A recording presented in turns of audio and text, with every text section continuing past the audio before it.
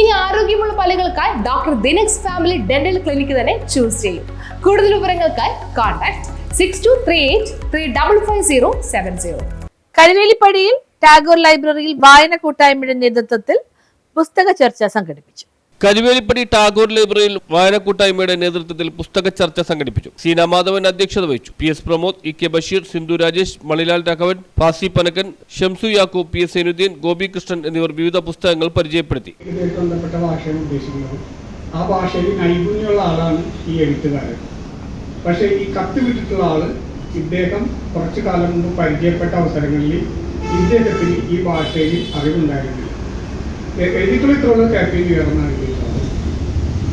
അപ്പൊ ഇത് വായിച്ചോടി ഈ എഴുത്തുകാരൻ തൻ്റെ പഴയ കാലങ്ങളിലേക്ക് ഒന്ന് ഓടിപ്പോകുന്നതാണ് ഈ നോവലിന്റെ സാരം. എഴുത്തുവിട്ടുള്ള ആളുടെ പേര് തപോമയി എന്നാണ്. നിങ്ങൾ പലർക്കും വായിച്ചിട്ട് തോന്നുന്ന നോവല്. തപോമയി എന്ന് പറഞ്ഞ ആളാണ് ഈ എഴുത്തുകാരന് എഴുത്തുകാരൻ ഈ സന്തോഷകുമാർ. ഈ കഥയുടെ പശ്ചാത്തലം എന്ന് പറയുന്നത് അഭയാർത്ഥി പ്രവാഹവുമായി ബന്ധപ്പെട്ടാണ്.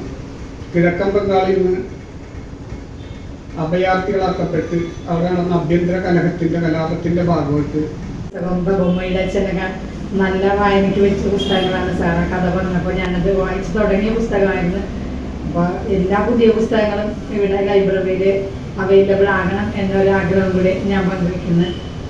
കഴിഞ്ഞ തവണ ജോസഫ് സാറ് പറഞ്ഞിരുന്നു പുതിയ പുസ്തകങ്ങൾ വായിച്ച് വരണം എന്ന് പറഞ്ഞിരുന്നു. അതിൻ്റെ അടിസ്ഥാനത്തിൽ ഞാൻ DC നടത്തിയ ഒരു ഓതേഴ്സ് മീറ്റ് കഴിഞ്ഞ മാസം ഉണ്ടായിരുന്നു. അതിൽ ശ്രീപാർവതി എന്ന് പറയുന്ന എഴുത്തുകാരി അത് സ്ഥിരമായിട്ട് ക്രൈം ത്രില്ലറുകളാണ് എഴുതിക്കൊണ്ടിരിക്കുന്നത്. ഈ അടുത്ത് അവരൊരു പ്രണയത്തെ ആസ്പദമാക്കിയ ഒരു പുസ്തകം എഴുതിയിട്ടുണ്ടായിരുന്നു. പ്രാണൻ വായുവിലലിയുമ്പോൾ, പ്രേമാശ്രമം, NN പിള്ളയുടെ നാടകങ്ങൾ, 100 സിംഹാസനങ്ങൾ, തപോമയിയുടെ അച്ഛൻ, ആത്രേയകം, വിശുദ്ധ പാപങ്ങളുടെ ഇന്ത്യ, മൽബറി തുടങ്ങിയ കൃതികൾ ചർച്ച ചെയ്തു. PP ജയപ്രകാശ് സ്വാഗതവും ഷഹീർ അലി നന്ദിയും പറഞ്ഞു. News bureau, Mattancherry.